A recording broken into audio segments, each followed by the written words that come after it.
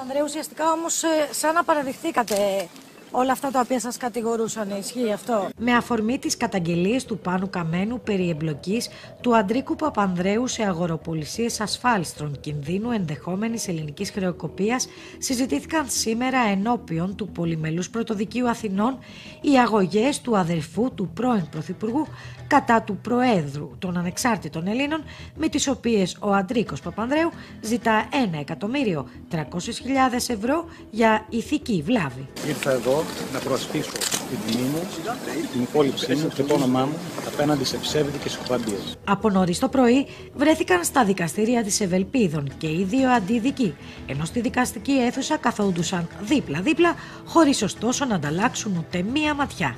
Μετά την κατάθεση μαρτύρων, τον λόγο πήρε ο Πάνος Καμένος μετά από αίτηση του δικηγόρου του Βασίλη Καπερνάρου. Στη συνέχεια, ο Αντρίκος Παπανδρέου, μιλώντας προς τον πρόεδρο του δικαστηρίου, ανέφερε πως είναι δικαίωμα κάθε βουλευτή να θέτει ερωτήματα. Ωστόσο, αυτό που τον ενόχλησε πραγματικά είναι το γεγονός ότι ο Πάνος Καμένος, σύμφωνα με τα δημοσιεύματα, τον έχει καταδικάσει για εθνική προδοσία, ενώ τον έχει πει επανειλημμένα λαμόγιο. Όσο για τη ΜΚΟ, ο Αντρίκος Παπανδρέου παραδέχτηκε ότι υπήρξε. Ωστόσο, όπως ανέφερε, αν είναι οικονομολόγος ο κύριος Καμένος, γνωρίζει καλά ότι το ταχυδρομικό ταμιευτήριο δεν θα μπορούσε να βγάλει 60 δισεκατομμύρια. Σήμερα στο δικαστήριο ο αδελφός του πρώην Πρωθυπουργού απεδέχτηκε ουσιαστικά αυτά για τα οποία τον κατηγορούσαν. Κύριε Παπανδρέου, ουσιαστικά όμως σαν να παραδειχθήκατε όλα αυτά τα οποία σας κατηγορούσαν, ισχύει αυτό? Είχε offshore εταιρεία στην Ελβετία που ουδέποτε δήλωσε. Παραδέχτηκε ότι εργαζόταν για την τράπεζα Unigestion, η οποία πόνταρε στην πτώχευση της χώρας μας και έπαιξε ελληνικά CDS.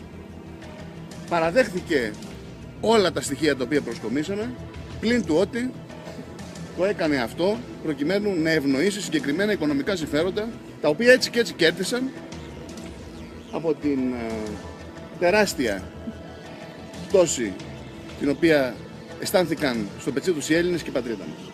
Τέλος, ο κύριος Παπανδρέου ανέφερε ότι ο κύριος Καμένος, με το να βάλετε εναντίον εκείνου και της οικογένειας Παπανδρέου, είχε ως στόχο να ωφεληθεί ψήφους. Δεν πρόκειται να μείνει κανείς ατιμόρυτος και δεν πρόκειται να παραδώσουμε τα παιδιά μας στη νέα τάξη πραγμάτων ως υπαλλήλους της γερμανικής και τραπεζικής κλεπτοκρατίας. Σας ευχαριστώ πολύ.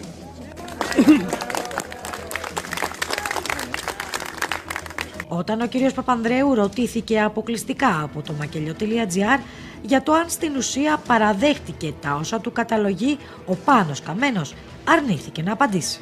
Ήρθα εδώ να προασπίσω την τιμή μου, την υπόλοιψή μου και το όνομά μου απέναντι σε ψεύδικες εκπομπές.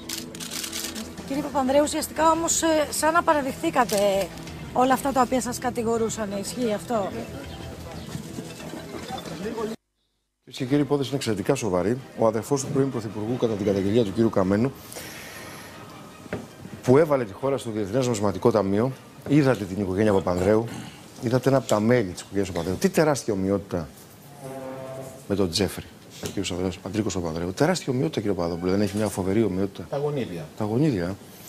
Έβαλε τη χώρα λοιπόν στο δούνου του, παραδέχτηκε τη συμμετοχή του στην ΜΚΟ I4Sense και στη Unigestion, και προτείνει, η οποία εταιρεία προτείνει στους επενδυτές να ποντάρουν στα CDS και στη χρεοκοπία της Ελλάδος, έχοντας εσωτερική πληροφόρηση. Και το μας ήσασταν μάρτυρα στην αστυνομία. Ναι. Και ακριβώς συνέβη εκεί πέρα. Και ποια είναι αυτά που έχει υποστηρίξει ο κ. Καμένος και τι υποστηρίζει η πλευρά του κ. Ανδρέα Παπανδρέου, έτσι? Όταν λοιπόν ο κ. Καμένος βγήκε επίσημα και κατήγγειλε στη Βουλή το σκάνδαλο με τα CDS του ταχυδρομικού ταμιευτηρίου, θα σας υπενθυμίσω ότι ήταν ο μόνος Έλληνας πολιτικός το συγκεκριμένο διάστημα που τόλμησε να κάνει αυτή την κίνηση. Εμείς που είχαμε κάνει τη μήνυση, απευθυνθήκαμε σε όλους τους βουλευτές του Κοινοβουλίου τη συγκεκριμένη περίοδο και κανένας δεν τόλμησε να προχωρήσει στη συγκεκριμένη υπόθεση. Με την υπόθεση αυτή τόλμησε να ασχοληθεί, και λέω τόλμησε γιατί έχει σημασία, μόνο ο κύριος Καμένος. Γιατί ο κύριος Καμένος τόλμησε να στραφεί κατά της δυναστείας Παπανδρέου την εποχή που ήταν ισχυρή. Όχι τώρα που είναι στην πτώση και του φτύνει όλη η Ελλάδα και ξαφνικά μέχρι και ο κύριος Λοβέρδος, που πριν από λίγο ήταν εδώ στο αποκαλυπτικό δελτίο και το παίζει και αυτός αντιμνημονιακός, ο κύριος Καμένος τόλμησε να στραφεί κατά της οικογένειας Παπανδρέου τότε που ήταν ισχυρή και εξουσιάζανε την Ελλάδα.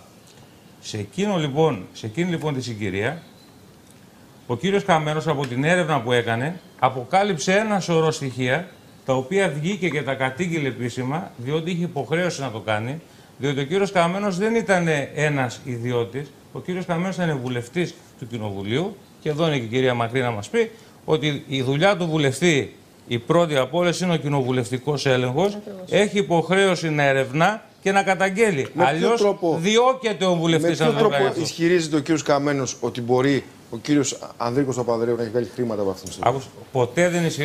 Ποτέ δεν ισχυρίστηκε ο κύριος Καμένος ότι ο κύριος Ανδρίκος Παπανδρέου έχει βγάλει χρήματα από αυτήν την ιστορία. Τι ισχυρίστηκε λοιπόν ο κύριος Καμένος? Ισχυρίστηκε ότι την ώρα που ο αδερφός σου είναι πρωθυπουργός, βάζει την Ελλάδα στο δούνο του μεθοδευμένα, το οποίο τώρα πλέον αποδεικνύεται. Σε λίγο θα υπάρχει και ποινική δίωξη. Εκείνη την ώρα το ταχυδρομικό ταμιευτήριο πουλάει τα συγκεκριμένα αυτά CDS και φέρεται σαν αγοραστής αυτών των CDS ποιον? Εκεί αρχίζει τώρα η εμπλοκή του Ανδρίκου Παπανδρέου. Φέρεται σαν αγοραστής μια εταιρεία στην οποία είναι διευθύνων σύμβουλος ο κύριος Μαργέλος, αυτός με το σκάνδαλο του Καλαμποκιού στην εταιρεία J Partners. Η παλιά γνωστή ιστορία. Και μαζί με ακούστε τώρα, και μαζί με αυτόν κάποιος κύριος Φιγκουέρες, ο οποίος είναι ο πρώην πρωθυπουργός Κοσταρίκα, ο οποίος έχει εκδιωχθεί από τη χώρα του διότι κατηγορήθηκε για το σκάνδαλο της Αλκατέλ. Όπως είχαμε εμείς εδώ το σκάνδαλο της Siemens, αυτοί εκεί είχαν το σκάνδαλο της Αλκατέλ. Αυτοί λοιπόν οι δύο συμμετέχουν στην εταιρεία που φέρεται να έχει αγοράσει αυτά τα CDS, αλλά ο κύριος Φιγκουέρες ταυτόχρονα είναι και στη Συμβουλευτική Επιτροπή της ΜΚΟ I4S του Ανδρίκου Παπανδρέου, δηλαδή είναι συνεταίρος του κ. Ανδρίκου Παπανδρέου, ο εκδιωχθής απατεώνας πρωθυπουργός της Κοσταρίκα, είναι συνεταίρος του κ. Ανδρίκου Παπανδρέου στην I4S, η οποία είναι μία ΜΚΟ που είναι ελβετική, διότι εδρεύει στην Ελβετία, αλλά για να παίρνει χρήματα από τον κρατικό προϋπολογισμό, δηλώνει ως διεύθυνση στο Πανεπιστήμιο Αθηνών για να τα παίρνει και από τους Έλληνες. Δεν φτάνουν οι χορηγοί. Ακόμα ο κύριος Καμένος καταγγέλει ότι αυτή η συγκεκριμένη εταιρεία, η I4Sense, στην ουσία χορηγείται από το ταχυδρομικό ταμιευτήριο και τον κύριο Γρυβαία, που έχουν συστήσει από κοινού μια εταιρεία, η οποία είναι ο κύριος χρηματοδότης αυτής της ΜΚΟ του κυρίου Ανδρίκου Παπανδρέου, και ταυτόχρονα το τελευταίο, ο κύριος Ανδρίκος Παπανδρέου συμμετέχει στην Επιτροπή Στρατηγικού Σχεδιασμού μιας ελβετικής εταιρείας επωνόματι Unit Gestion, η οποία μεταξύ των άλλων δραστηριοτήτων της διαφημίζει ότι είναι ένας από τους καλύτερους dealers CDS στον κόσμο και προτρέπει τους πελάτες της να επενδύσουν στα ελληνικά CDS. Όλα αυτά εκείνο το επίμαχο διάστημα. Όταν λοιπόν ο Καμένος βγαίνει και καταγγέλει αυτά τα πράγματα, κύριε Χιού, γίνεται πανικός και δέχεται μία αγωγή όχι μόνο από τον κύριο Ανδρίκο Παπανδρέου, από όλο το σύστημα των εκπροσώπων και των μετόχων αυτών των εταιριών, που στην ουσία προκειμένου να τον θυμώσουν, γιατί αυτός ήταν ο σκοπός, του τραβάνε αγωγές 15 εκατομμυρίων. Του λένε θα σε φημώσουμε, διότι τώρα θα σε γονατίσουμε οικονομικά. Εγώ δεν έχω λόγο να υπερασπιστώ την οικογένεια Παπανδρέου, αλλά δεν σε αποκαλεί κάποιο λαμόγιο και ότι έχει κερδοσκοπήσει βάρος τη χώρα σου. Πρέπει να βρει και τα απαραίτητα αποδεικτικά στοιχεία. Προσέξτε τώρα, προσέξτε. Κατηγορείται λοιπόν ο κύριος Καμένος, διότι δήθεν με ψευδείς και συκοφαντικούς ισχυρισμούς έθιξε την τιμή και την υπόλοιψη του κυρίου Ανδρίκου Παπανδρέου. Έρχεται λοιπόν σήμερα ο κύριος Ανδρίκος Παπανδρέου στο δικαστήριο. Βγάζει όλη του τη δικογραφία.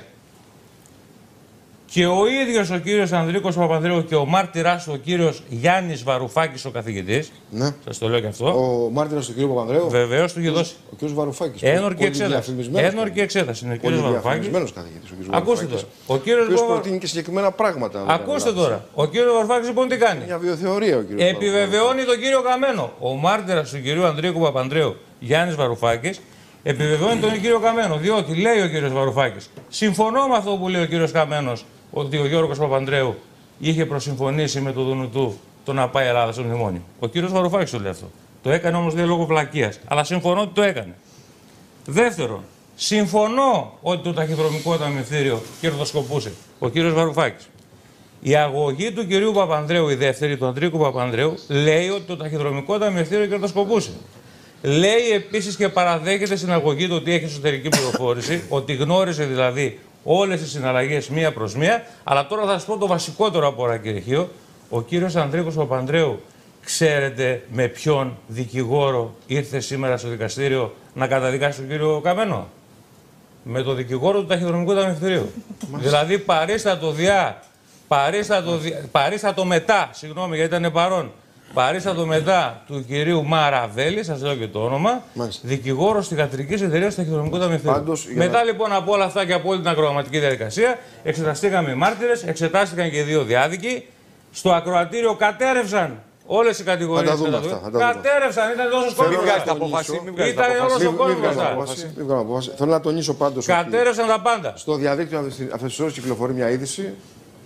Όντως, αυτό που είπατε νωρίτερα, ότι ο κύριος Κυριάκος Γρυβαίας, που αν δεν κάνω λάθος ήταν ανακατεμένος και με ιατρικά ή παραϊατρικές δουλειές. Είναι η εταιρεία CNC, θα τη δείτε, η εταιρεία CNC. Αν δεν κάνω λάθος κύριε Γρυβαία, είχατε κάτι μασούρια στην τσέπη που τα είχατε πάρει με νόμιμο τρόπο. Βέβαια, εμείς δεν λέμε ότι είσαστε κλέφτης. Εμείς να πούμε ότι είσαστε κλέφτης. Το απόθεν έσχε σας μόνο θα έπρεπε ίσως να ρεχθεί καλύτερα από την ελληνική δικαιοσύνη, γιατί ξέρετε. Κάτι site είχαμε μάθει ότι είχατε στήσει και παίρνατε κάτι μπανεράκια εκεί που το καθένα κόστιζε 10, 20, 30 χιλιάρικα. Το ΣΔΟΕ να κοιτάξει να αποδόθηκαν οι λογαριασμοί που πήγαν τα λεφτά.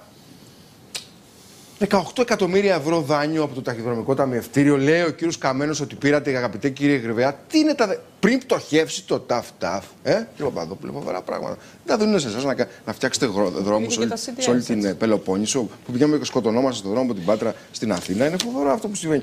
18 εκατομμύρια πήρατε, λέει ο κύριος Καμένος, χρήματα από το ΤΑΦ-ΤΑΦ που πτώχευε εκείνες τις μέρες, κύριε Γρυβαία. Και πού τα βάλατε αυτά τα 18 εκατομμύρια. Τα κουβαλάγατε σε τίποτα μαύρες σακούλες. Μήπως θα πηγαίνατε σε καμιά εταιρεία εκεί αεροπορικής προς το Βόλο μεριά. Που αν δεν κάνω λάθος είναι ανακατεμένοι και κάτι κύριοι που ο ένας λέγεται Παπαρσένος. Παπαρσένος. Κύριε Τόπα, ποιος είναι ο κύριος Παπαρσένος. Να φυντάνει καλό. Να φυντάνει καλό, αλλά το συνάντησε ένας φίλος μου εκεί επάνω στο Βόλο που στείνανε μια αεροπορική εταιρεία μαϊμού και πήγαν να πληρωθούν οι εργαζόμενοι. Κύριε Σαράκη, και λιποθύμαγε κόσμος μέσα. Και εκεί είναι κάποιος κύριος Ραλάκης. Που το πιάσαμε με το φίλο σας εκεί, τον Αμερικανό, τον κύριο. Τον κύριο Γαλτουρίδη. Φίλος του κόσμου. Ποιος είναι ο κύριος Γαλτουρίδης, δεν είναι γνωστός ο κύριος Γαλτουρίδης στη Βοστόνη. Όχι, φίλος, οικονομολόγος. Συνάδελφος που μου είπε ότι χρωστάει.